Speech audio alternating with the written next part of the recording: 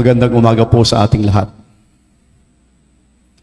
Batiin muna natin ang ating katabi ng magandang umaga.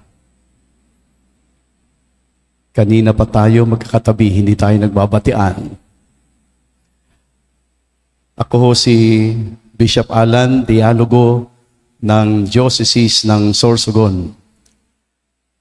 Ako po ay nadaan lang dito sa inyo, nakitulog bago umuwi ng Bicol. At mabait naman ang inyong parish priest. Ako'y pinapatuloy dahil wala akong matuluyan at may pakain pa. Kaklase ko ho si Father Vic, ang inyong parish priest sa seminaryo. Medyo mas kalbo lang ho siya.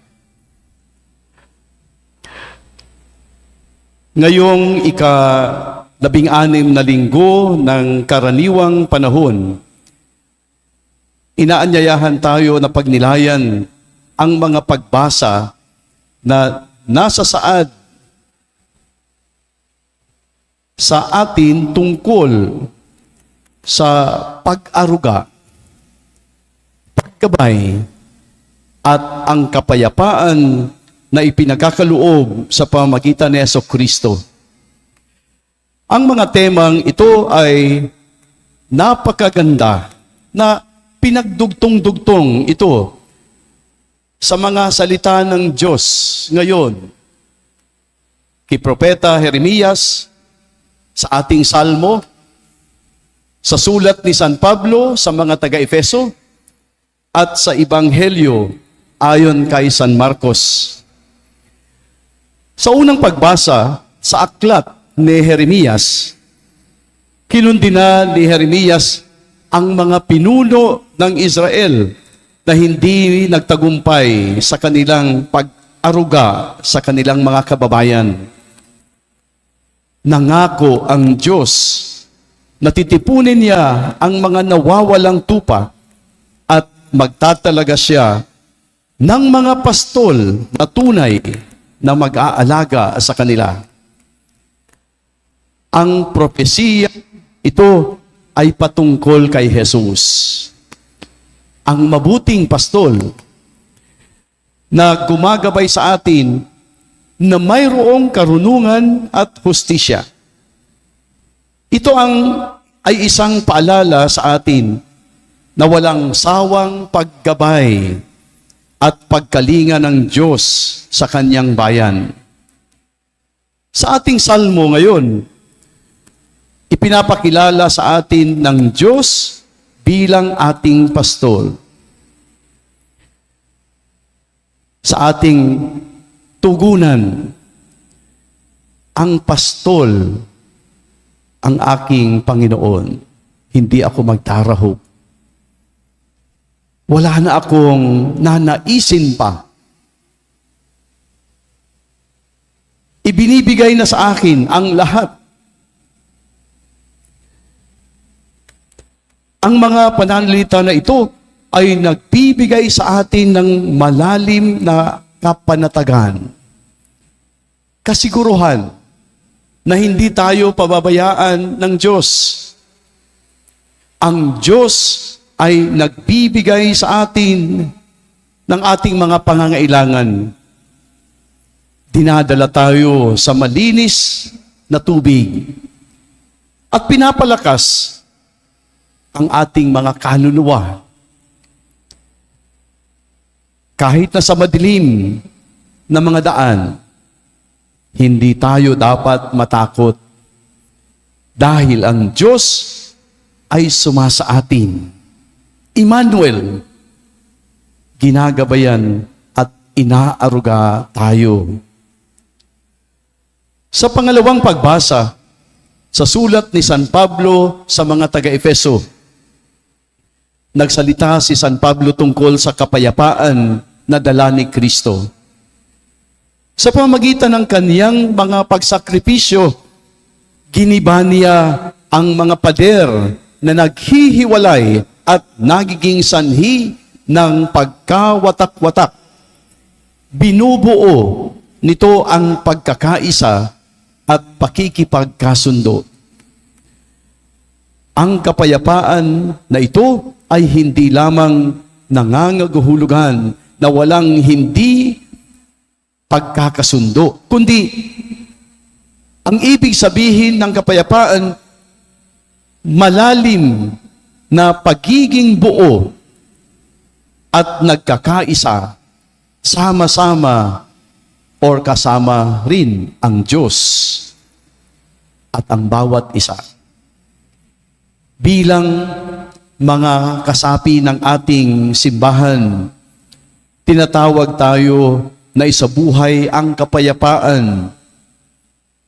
Gibain ang anumang nakakahadlang at itaguyod ang pagkakaisa. Sa ating ebanghelyo ngayon, nakita natin si Jesus na inaanyayahan ang kanyang mga alagad na lumayo muna at mamahinga ng sandali sa kanilang mga gawaing misyon. Subalit, nang makita ni Jesus ang madla na nangangailangan, na antig ang kanyang puso na puno ng awa at habag at tinuruan niya sila. Dito, binibigyan diin ang malalim na pag-aruga ni Jesus sa mga sumusunod sa Kanya at handa siyang unawain at unahin ang kanilang pangangailangan kaysa sa Kanyang pangangailangan mamahinga. Binibigyan din ng diin ang kahalagahan ng pamamahinga sa gitna ng ating mga gawain sa buhay. Ang mga pagbasa ngayon ay nagpapaalala sa atin ng dakilang pag-aruga ng Diyos sa ating lahat at sa ating misyon na ibahagi ito sa ating kapwa. Gaya ng pangako ng Diyos na maging pastol para sa kaniyang bayan at tugunan ang ating mga pangangailangan, tayo rin ay tinatawag na maging mga pastol sa ating mga komunidad, sa ating pamilya. Inaaruga ang mga taong nasa paligid natin. Paano natin ito sa buhay? Ang pagiging mabuting pastol. Una, ang pagtiwala sa paggabay ng Diyos. Gaya ng mga tupa sa ating salmo, inaanyayahan tayo na magtiwala sa paggabay at mga binibigay ng Diyos. Sa mga panahon ng mga pag-alinlangan sa buhay, magtiwala tayo sa Diyos. Dahil alam natin na sumasa atin ang Diyos. Dinadala tayo sa mabuting o berdeng pastulan, malinis na tubig. Lahat naman ho tayo may dinadaanan sa buhay. Sino ho sa atin ang walang problema? Taas ang kamay kung wala kayong problema. Pag wala kayong problema, pag tumaas, itinaas ninyo ang inyong kamay, napakalaki ho ng problema ninyo.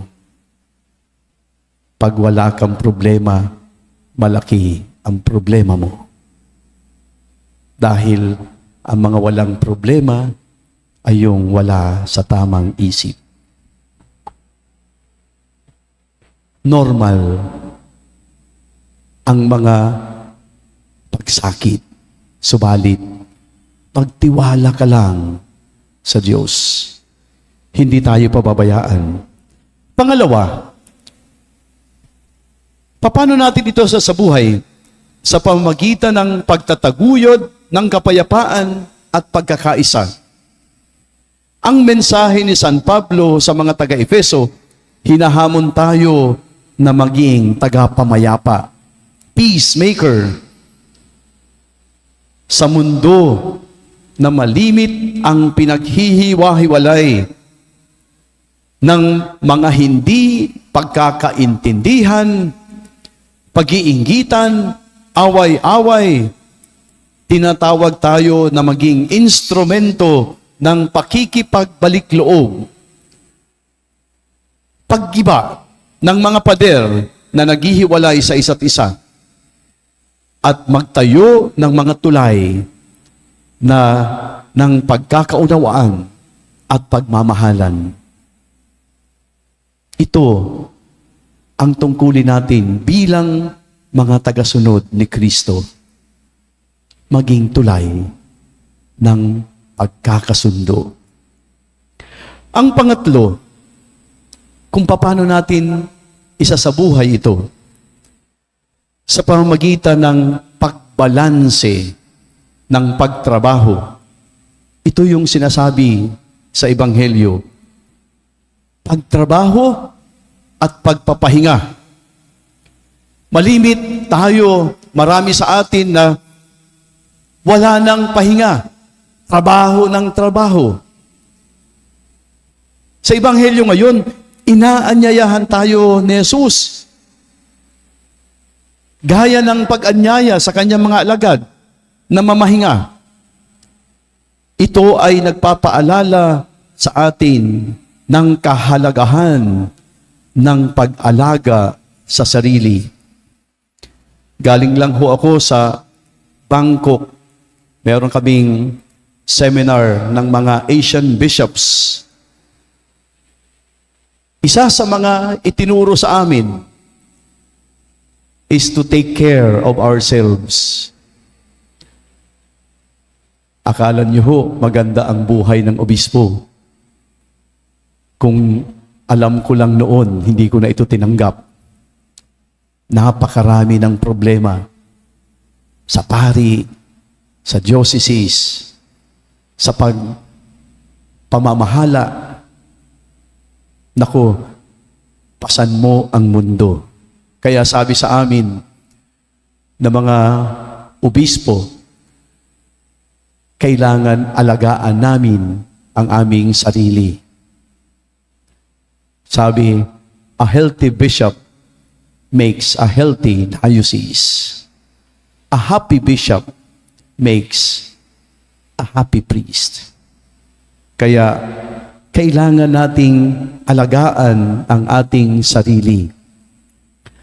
Habang tayo ay tinatawag sa paglingkod sa kapwa, kailangan din natin na magpahinga. Mag-ipon uli ng lakas para siguruhing maipagpapatuloy natin ang ating misyon na may panibagong lakas at sigla sa paglilingkod. Naalala ko po ang kwento tungkol kay Saint John Paul II nung siya'y bumisita dito noong 1995. Punong-puno ang kanyang schedule. Kung natatandaan natin, noong World Youth Day, nahirapan nga siyang pumunta sa Luneta. Kailangan isakay sa helicopter dahil napakaraming tao. Buong araw, nandun siya. Alam niyo ho yung kwento. Pagkatapos nung activity dyan sa Luneta, nung umuwi na siya dito sa Nunciature, diretso siyang pumunta sa chapel at mamamahinga sa harap ng Blessed Sacrament. Siguro, yung nunsyo ay pagod na rin at si Cardinal Sinoon ay pagod na rin. Kaya nilapitan nila ang Santo Papa na nakaluhod. Sabi nila, Your Holiness, you have been so busy the whole day. Would you like to take your rest? Sabi ng Santo Papa, I am resting. Tapos, nagsimulang magrosaryo. Siyempre, yung nunsyo at saka si Cardinal Sin, luluhod din kasi alangan namang iwan nila ang Santo Papa na nagdadasal. So, lumuhod din sila. Pagkatapos ng rosaryo, binalikan uli ang Santo Papa. Your Holiness, would you like to rest for a while? Sabi niya, no. At nagsimulang mag-Stations of the Cross. Ganun po siya magpahinga in front of the Blessed Sacrament. Alam ko marami sa ating pumupunta sa peyak pag may mabibigat na dalahin. Hindi ba? Pagkatapos ng spending time with the Lord, gumagaan ang pakiramdam? Merong bagong energy? Ako po, pag may mga problema, pumupunta ako sa Blessed Sacrament. Pagkatapos ng isang oras ng pagdarasal, wala naman nangyari. Pero gumagaan ang aking pakiramdam. Yun ho, nariyan si Jesus. Inihintay tayo. Rest for a while. Sa patuloy nating pagninilay ng mga pagbasa, mabigyan nawa tayo ng inspirasyon ng pag-aaruga at pag-aalaga ng Diyos sa atin. Nawa tayo rin ay maging tapat na mga pastol sa mga nakapaligid sa atin, sa ating pamilya. Tumataguyod ng kapayapaan, pagkakaisa, at habag sa ating kapwa. Magtiwala tayo sa paggabay ng Diyos. Hindi niya tayo pababayaan. At matatagpuan natin ang kapahingahan sa piling niya. Dahil alam natin na nariyan siya palagi para sa atin, para dalhin tayo sa tamang daan patungo sa kanyang mapayapa at mapagmahal na puso. Pagpalain nawa tayo ng ating mahal na Diyos sa ating buhay. Amen.